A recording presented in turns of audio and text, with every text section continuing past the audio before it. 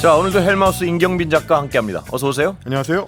예, 오늘 첫 소식은 명품백 얘기를 또 좀 해야 될 것 같은데. 네, 예. 이 명품백 관련 논란을 종결시키겠다라는 게 어쩌면 국민권익위원회의 판단이었을 수 있는데 실제로는 오히려 좀 논란이 더 커지는 것 같은 양상입니다. 그렇습니다. 예. 어제 뭐 MBC 뉴스데스크를 통해서도 보도를 해드렸습니다만은 이 명품백 수수 의혹 사건 관련해 가지고 국민권익위원회가 왜 종결 처리를 했는지를 이틀 만에 발표하고 나서 이틀 만에 이제 뒤늦은 설명을 덧붙였는데. 설명을 덧붙인 게 더 큰 논란을 낳았습니다. 설명을 하면 할수록 지금 눈덩이처럼 커지고 있어요. 그렇습니다. 예. 뭐 비평하는 입장에서 봤을 때는 뉴스거리가 계속 나오니까 좋긴 한데요. 예. 이게 과연 국민들한테 설득력 있는 어떤 해명인지를 좀 반성을 해보셔서 앞뒤를 좀 따져보고 논리적으로. 이게 논리적인 어떤 정합성을 갖춰서 말을 하는 게 좋을 것 같은데 뭐라고 했냐면 김건희 여사가 받은 그 명품백은 대통령과 직무 관련성이 없기 때문에 예. 애초에 대통령은 이걸 신고할 의무가 없다라고 예. 이제 설명을 했고요. 예. 그리고 설사 관련성이 있다고 하더라도 최재형 목사가 미국 국적의 외국인이기 때문에 신고 대상이 아니다. 예. 이렇게 이제 주장을 했습니다. 그러니까 어느 방향으로 가든지 간에 종결 처리가 옳았다라는 주장을 하기 위해서 일단 그 명품백 선물은 혹은 뭔가 준 행위 그 자체는 대통령과 직접적인 직무 관련성이 없다라고 이제 방어를 했고요. 혹시 직무 관련성이 뭐 대통령 같은 경우는 행정권한 전반에 대해서 걸쳐 있기 때문에 당연히 거의 모든 행위에 대해서 직무 관련성이 있는 거 아니냐라고 이제 주장했을 경우에는 최재형 목사가 외국인이기 때문에 청탁금지법의 적용 대상이 아니다. 오히려 이제 대통령 기록물법과 관련된 인물이다. 이렇게 주장을 하고 있습니다. 이게 어제도 직무 관련성이 어떻게 없냐에 대해서는 여러 번 말씀을 드렸기 때문에. 네. 그런데 이렇게 어떤 앞뒤가 전혀 안 맞는 설명을 하면요. 네. 국민들이 생각하기엔 정말 이 종결이 잘못됐다는 어떤 자꾸 재확인하게 되는 거라서. 그런데 이게 왜 이게 다시 또 화제가 되냐면 이 중에 의원들 중에 친윤 의원들이 본격적으로 이런 논리를 제공했다 이거죠. 그렇습니다. 지금 이제 국민권익위원회의 그 회의 전원위원회에 참석하는 상임 비상임 위원이 총 15명인데요. 그중에 13명이 윤석열 정부가 출범된 이후에 임명이 된 사람들입니다. 상대적으로 아무래도 이제 윤석열 대통령 쪽에 좀 유리한 어떤 결론이 나올 수밖에 없는 구조 아니냐라는 게 대체적인 평가인데 그럼에도 불구하고 특히 4명의 위원장과 부위원장 그러니까 지금 이제 유철환 위원장 같은 경우는 윤석열 대통령의 이제 대학 동기 동창으로 알려져 있습니다. 그래서 매우 가까운 걸로 알려져 있고요. 그리고 정승윤, 김태규, 박종민 부위원장이 있는데 박종민 부위원장은 역시 이제 그 윤석열 대통령의 서울대 법대 후배이고요. 그리고 정승윤 부위원장 같은 경우는 검사 출신입니다. 대선 캠프와 대통령직 인수위원회에서 두 사람이 모두 활동을 했었던 이력을 갖고 있기 때문에 당연히 대통령하고 이제 친밀한 관계다 이렇게 이제 해석을 할 수밖에 없을 것 같고요. 판사 출신인 김태규 부위원장 같은 경우도 역시 지난 대선 때 윤석열 대통령의 지지 모임이었던 공정과 상식 회복을 위한 국민연합 이라는 곳에서 이제 주최한 토론회에 참석을 하고 그 뒤에도 윤석열 대통령을 위한 활동을 좀 이어갔던 그런 인물로 좀 꼽히고 있습니다. 그러니까 지금 이제 국민권익위원회 전원위원회를 주관하는 사람들이 대부분 윤석열 대통령과 밀접한 연관이 있는 인물들이다. 뭐 이렇게 봐야 되는 상황이고 그리고 이제 오늘 한겨레가 아침에 이제 보도한 결과를 보면 이 4명의 인물들이 이 사안을 결정했었던 이 명품백 수수 의혹 관련된 내용을 회의했었던 전원위원회 회의에서도 아주 적극적으로 이 사안을 종결 처리해야 된다라고 주장한 걸로 이게 드러난 겁니다. 뭐 아까 제가 들어드렸던 그 예시 일테면 해외 순방을 나가서 우리 대통령이 다른 나라 정상들하고 선물을 주고받게 되면 그 선물은 대통령 기록물로 분류가 된다. 그러니까 최재형 목사도 외국 사람이기 때문에 그 사람이 준 선물은 대통령 기록물이다. 라는 주장도 이 전원위원회 회의에서 나온 거고요. 그 외에도 여러 이 어떤 대통령을 방어하기 위한 목적으로 보이는 발언들을 이분들이 했다는 겁니다. 이를테면 부정청탁금지법에는 공직자의 배우자에 대한 처벌 조항이 없다. 그러니까 종결 처리해야 된다. 이게 이제 대표적인 논리였고 또 하나는 이 신고를 받아주게 되면 최재형 목사의 함정 취재를 용인하는 게 된다. 이건 이제 부도덕한 일이 된다라는 주장이고 그리고 대통령 같은 경우는 애초에 불소추 특권이 있기 때문에 우리가 조사할 권한이 없다. 이런 주장도 나왔다고 합니다. 아, 정말 어떤 논리를 만들기 위해서 안간힘을 쓴다는 느낌이 드는데요. 외국인 논리도 참 기상천외하네요. 예. 이게 사실은 내적으로는 좀 모순된다라고도 볼 수가 있습니다. 왜냐하면 지금 주장했었던 그 두 가지가 충돌하는 건데 하나는 신고를 받아주게 되면 최재형 목사의 함정 취재를 용인하는 게 된다라는 거는 최재형 목사의 어떤 행위 목적이라든지 거기에 동원된 어떤 선물 이런 것들이 다 부정한 것이다라는 인식을 깔고 있지 않습니까? 그런데 또 한편에서는 외국인이 준 선물이기 때문에 그거는 대통령 기록물이다. 그러면 이 선물은 정당한 선물인가 아닌가 여기에서부터 벌써 이제 충돌하지 않습니까? 그리고 지금 대통령실 혹은 뭐 검찰 일각에서 나왔었던 이야기는 이게 일종의 이제 스토킹 행위 그리고 불법 주거 침입 이런 건데 그럼 불법 침입을 한 스토커가 선물을 주고 갔는데 그게 대통령 기록물이 된다라는 얘기가 되는 거기 때문에 과연 이게 지금 논리적으로 정합성이 있는 주장인가 뭐 이런 의문이 들 수밖에 없는 상황인 겁니다.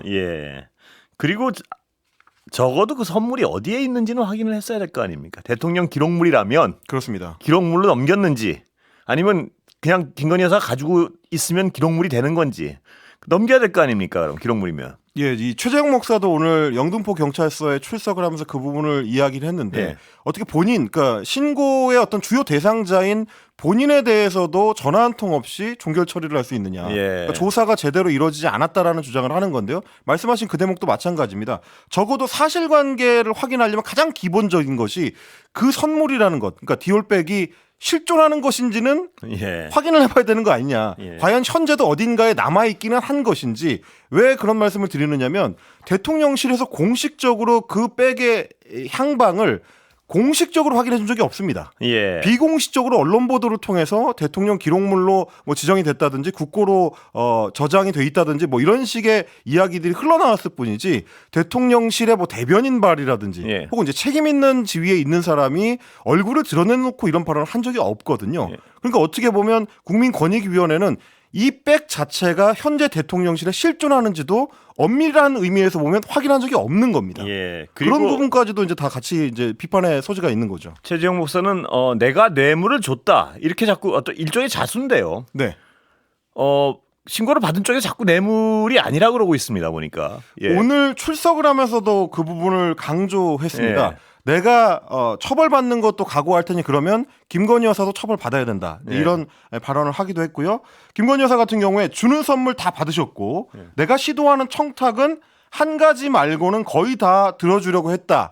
이게 이 사건의 핵심 내용이다라고 강조를 하면서 이건 엄격하게 말해서 국정농단이다. 이런 점을 또 강조했습니다. 왜 그러냐면 최재형 목사가 청탁했다라고 하는 내용이 특정인을 뭐 국립묘지에 안장할 수 있도록 조치를 취해준다든지 혹은 특정인이 대통령 자문그룹의 자문단으로 참여할 수 있도록 인사청탁을 한다든지. 실명이 노출돼 있으니까요. 김창준 전 미국 연방하원의원이요. 그렇습니다. 이 인물에 대한 인사청탁에 해당하는 사안이거든요. 게다가 물건이 오가고 인사청탁을 위해서 대통령실 행정관이 직접 움직여서 최재형 목사가 통화도 하고 그리고 이제 주무부처라고 할 수 있는 국가보안처의 담당 직원의 연락처를 따로 안내를 해주고 또 통화가 이루어지고 이런 정황들이 있었기 때문에 엄밀한 의미에서 과연 김건희 여사가 아니었다고 하면 누가 보더라도 알선수재 혐의가 또렷한 이 사안이 아무런 조치도 없이 이렇게 종결 처리가 가능하겠느냐 뭐 이런 생각이 드는 거죠. 그게 알선수재가 되거나요. 혹은 김건희 여사가 윤석열 대통령의 부인이 아니었으면 최재형 목사가 그런 부탁을 할 수가 없는 거 아니에요. 일단 기본적인 전제가. 그렇습니다. 말하자면 이게 작동할 거라는 생각을 안 하면 청탁을 하지 않죠. 그렇죠. 그렇다면 직무 관련성이 왜 없다고 주장하는지 거긴 논리가 아무것도 없는 것 같아요. 그렇습니다. 그리고 제가 말씀드렸다시피 실제로 대통령실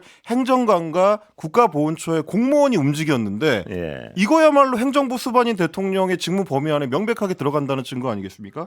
그럼에도 불구하고 어쨌든 권익위 내부에서도 다수가 윤석열 대통령 재임 시기에 임명된 위원임에도 불구하고 반대 목소리가 상당히 나왔다는 게 한겨레 보도 내용입니다. 사건 종결에 이제 반대를 했었던 다른 위원들 같은 경우는 부정청탁금지법의 공직자 등의 배우자도 당연히 포함이 되는 것이라고 봐야 되는데 왜 규정이 없다고 하느냐 이런 반박도 있었고요.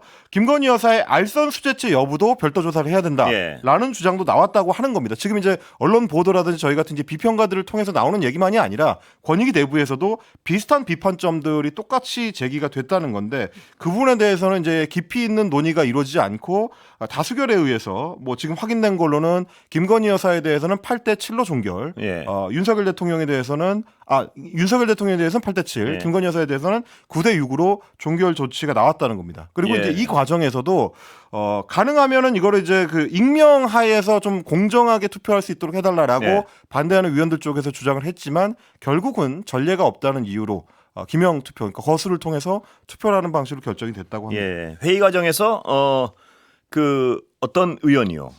뇌물이란 표현을 쓰니까 뇌물이란 말 쓰지 말라고 또 논쟁이 붙었다는 보도도 있었습니다. 그렇습니다. 보니까. 강하게 예. 그런 말은 쓰지 말라라고 하면서 화를 냈다라는 이야기도 있었고요. 그리고 특히 이 종결에 반대하는 위원들이 계속해서 문제 제기를 하는 건 뭐냐면 예. 너무 참고할 만한 자료가 없는 상태로 회의 자체가 급하게 이루어졌다라는 부분입니다. 그러니까 사전에 그 권익위가 제공한 참고 자료 자체가 굉장히 부실했고 예. 주로 이제 보도 내용이라든지 참여연대에서 초반에 제기했었던 사건 신고 내용 정도밖에 없었다. 그걸 가지고 과연 사실관계를 우리가 확인한 상태로 회의를 했다고 할 수 있겠느냐 이런 부분을 지적하기도 했습니다. 예. 그리고 이 사안 자체가 뇌물인지 아닌지 뭐 이런 걸 따져봐야 되는 자리인데 뇌물이란 단어조차 쓰지 말라고 윽박지르면 어떻게 하겠다는 얘기입니까? 그렇습니다. 신고 자체가 사실은 뇌물이라고 겨냥하고 한 거라서요. 본인이 또 뇌물이라고 주장을 하고 있는데요. 그렇습니다. 야, 어디서부터가 어떻게 바로 잡아야 할지 참 난감합니다. 예. 어떻게 보면 이제 이 사건이 굉장히 좀 독특한 사건인데 말씀하셨던 것처럼 청탁을 하고 뇌물을 제공했다고 하는 당사자가 직접 나서서 내가 뇌물로 제공을 하고 내가 인사청탁도 했다. 그리고 내가 처벌도 받겠다. 거기다 그 장면이 고스란히 담긴 그렇습니다. 비디오 영상이 있단 말입니다. 관련 자료를 그리고 검찰에 어떤 항목들을 제출했는지까지 다 지금 알리고 있는 상태인데 그럼에도 불구하고 지금 국민권익위원회는 어떻게 보면 마치 아무 일도 없었던 것처럼 그냥 종결 처리가 그렇습니다. 됐기 때문에 이게 국민들이 납득할 수 있을지 좀 의문입니다. 근데 앞으로 권익위의 역사에서 말입니다. 이 정도로 확실한 사건을 받을 수 있을까요? 그러면 다른 어떤 신고를 받은 사건을 처리할 수 있을까? 이런 근원적인 회의가 드는 것이 근원적인 회의를 피할 수가 없을 것 같습니다. 보면. 예. 그렇습니다. 이거보다 어떻게 더 확실하겠습니까? 영상이 있고 제공한 사람이 자기라고 주장하고 그 어떤 이루어져 있던 일들이 드러나 있고 그렇습니다. 예. 자, 석유 얘기 좀 해볼까요? 네, 우드사이드 호주 최대의 석유 회사 얘기를 저희가 이렇게 자주 하게 될 줄은 몰랐는데 예. 16년 가까이 동해 지역을 해양 탐사를 해왔습니다. 예. 그런데 이제 결국에는 장래성이 없다라는 이유로 지난해 철수를 했었는데 여기에 대해서 정부에서 해명했던 건 뭐였냐면 우드사이드가 장래성이 없다고 판단해서가 아니고 회사의 합병 문제 때문에 어쩔 수 없이 철수하는 것이다라고 그동안은 해명을 해왔습니다. 예. 그런데 우드사이드가 만든 내부 보고서 그것도 이제 그 합병을 앞두고 회사의 어떤 전체적인 상황을 설명하기 위한 예. 보고서를 살펴봤더니 거기서 동해의 유전 후보 지역들에 대해서 하이 리스크라는 표현을 굉장히 좀 위험성이 높은 예. 곳이다라는 표현을 썼다는 게 드러났습니다. 어제 JTBC가 보도를 한 내용인데요. IER 보고서라고 예. 하더라고요. 이제 다른 회사랑 합병하기 전에 우리 회사가 추진하는 사업들이 어떤 상태에 있다라는 걸 네. 설명하는 건데 그 중에서 한국 사업 분야에 대해서 이렇게 표현했습니다. 그러니까 이 탐사 지역이 명칭상 애칭으로 대계 지역, 집계 지역 이렇게 이제 표현이 되어 네. 있는데 2008년에는 2D로 데이터 탐사를 했고 그리고 예. 2014년에는 3D 데이터로 이 지역을 처음 확인을 했다. 그런데 2021년 이 두 곳에 대해서 새롭게 얻은 3D 데이터도 이제 분석 작업에 포함시켜서 봤지만 이 지역은 매우 위험하고 리스크가 크고 탐사의 초기 단계에 불과하다 이런 표현이 되어 있었다라는 예. 겁니다. 그러니까 사업성이 별로 높지 않다라는 내부 판단을 했던 건데요. 예. 우리 정부 혹은 이제 한국석유공사에서 이야기한 것처럼 사업성 판단 내리기 전에 그냥 예. 합병 문제 때문에 서둘러 빠진 예. 것이다라는 어떤 해명하고는 좀 맞지 않는 그런 결과였던 겁니다. 예. 그러니까 이 보고서대로 하자면 우드사이드 나름대로는 경제성 이 지역에 판단을 한 대한 거 아닙니까? 경제성 평가를 하고 예. 이거는 어떤 얻을 수 있는 이득에 비해서 위험성이 더 크기 때문에 빠지는 것이다라는 걸 이제 명확하게 표현하는 겁니다. 수치도 나오는데 예. 유망 구조, 그러니까 유망한 지역이 예. 되기 위해서 이 석유가 매장되어 있을 가능성이 높은 유망 구조가 되기 직전 단계, 네. 잠재 구조 단계라고 이 지역을 평가를 했습니다. 아, 유망 구조가 아니군요. 그러니까 우드사이드 평가에 그렇습니다. 따르면. 예. 액트지오에서는 유망 구조라고 그렇습니다. 판단을 했는데 그리고 그 우드사이드 같은 경우는 유망 구조화에 실패했다라고 액트지오에서는 평가를 했었는데 예. 나름대로 우드지오에서는 수치화까지 해놨습니다. 그래서 잠재 구조 단계에서 대개 그 광구는 75%, 예. 집계 구역은 25%로 유망 구조가 될 가능성이 있다라고 평가를 합니다. 예. 매우 낮다라는 게 이제 대체적인 업계의 평가인 것 같습니다. 이 정도 수준에서는 그 다음 단계로 넘어가기에는 여러 이제 위험 요소가 존재한다라고 예. 우드사이드는 평가를 했던 것 같습니다. 그렇다면 가면 갈수록 이것도 어떤 의혹이 커지고 있는데요. 예를 들어서 이 한 국제적으로 거대한 회사가 네. 비용 대비 수익성에 마이너스 사업의 가능성이 많아가지고 포기한, 그리고 그 회사는 이미 1,000억 얼마를 들인 회사 아니에요. 그렇습니다. 그러니까 우리 석유공사하고 함께 5대5로 1,000억 원 넘는 돈을 16년 동안 투입한 회사입니다. 1,000억 원 넘는 돈을 16년 동안 투입한 거대 회사가 경제성이 없을 것 같다는 가능성이 높으니까 포기한 지역을 그렇습니다. 법인세를 못 내가지고 법인세를 못 낸 조그만 영세 회사가 갑자기 이거는 가능성이 높다. 높다. 그래가지고 시추를 1,300억이 넘는 돈을 가지고 하나씩 뚫어야 되는 상황. 지금 그렇습니다. 여기까지 와 있는 거죠. 그러다 예. 보니까 지금 이제 국내외의 여러 언론 보도나 혹은 전문가들이 지적하고 있는 건 뭐냐면 2023년 1월에 우드사이드가 빠지고 나서 예. 2월과 3월에 걸쳐서 액트지오가 선정되고 이 어떤 그 보고 작업, 분석 작업을 하는 과정에서 혹시 어떤 다른 이유로 개입이 있었던 거 아니냐? 특히 예. 오늘 좀 그 보도를 통해서 확인된 게 하나의 인물, 그러니까 석유공사 내에 A 박사라는 인물이 이제 꼽히고 예. 있는데요. 이 석유공사 동해 탐사 팀장을 맡고 있습니다. 예. 근데 이분이 우연하게도 액트지오의 그 보고서를 검증하는 예. 해외 전문가 그룹과 모두 밀접한 연관이 있는 인물이었다라는 예. 게 확인이 된 겁니다. 예. 초기에 이제 문제 제기가 됐었던 게 뭐냐면 데이빗 모릭 교수라는 분이 이제 해외 검증단의 주요 인물로 포함이 돼 있었는데 이분 같은 경우는 액트지오 고문인 비토르 아브레우 박사하고 예. 논문을 공동 저작을 했었던 이력이 있고요. 그러니까 객관적 평가를 할 위치 있지 않다 이 얘기고요. 그렇습니다. 예. 이해충돌의 소지가 예. 있는 거 아니냐라는 지적이 있었고, 그리고 코넬 올라리우 부교수라는 분인데 이분 같은 경우는 석유공사의 A 박사하고 논문을 공동으로 저작을 했었던 예. 이력이 있습니다. 예. 그리고 이제 뭐 다른 교수 같은 경우도 역시 마찬가지로 A 박사하고 밀접한 연관이 있었던 과거에 동해 울릉부지 종합기술평가 때 자문단으로 참여를 했었던 이력이 있다. 예. 그러니까 혹시나 액트지오가 선정되고 또 고문단이 꾸려져서 이 평가 작업을 하는 과정에 특정인의 특정한 네트워크가 중심으로 이 작업에 자의적 참여하게 된 거 평가를 아니냐. 한 것이 아니냐 이런 의심도 그렇습니다. 가능하고요. 그래서 이제 교차 검증을 엄밀하게 하지 못할 수밖에 없었던 어떤 특별한 사정이 석유공사 내부에서 작동한 거 아니냐 이런 의심을 하게 하는 대목들이 좀 있는 겁니다. 근데 시간이 지날수록 이토록 의혹이 계속 더욱 크게 어떤 눈덩이처럼 커지면요. 당연히 지금이라도 교차 검증을 해야 되는 거 아닌가요? 근데 왜 그걸 못 하는지 저는 이 부분을 처음부터 이해가 되지 않고 있는데요. 석유공사가 지금 이제 대부분의 자료들을 비공개로 돌린 상태고 예. 국회의원실에서도 보고 자료라든지 이제 관련 내용들을 요청을 해도 자료를 안 주고 있습니다. 대부분의 얘기에는 이제 이건 기밀 사항이기 때문에 제공이 어렵다라고 이야기하고 있는데 그것만으로 수천억 원이 들어가는 사업을 그냥 그래서. 추진할 수 있는 것인가? 그 부분에 대해서는 계속 문제제기가 될 수밖에 없을 것 같습니다. 교차 검증 없이는 시추를 하면 안 되는 것 같은데요. 이 정도 상황이면. 그렇습니다. 예, 지금 여기까지 듣겠습니다. 지금까지 임경빈 작가였습니다. 고맙습니다. 감사합니다.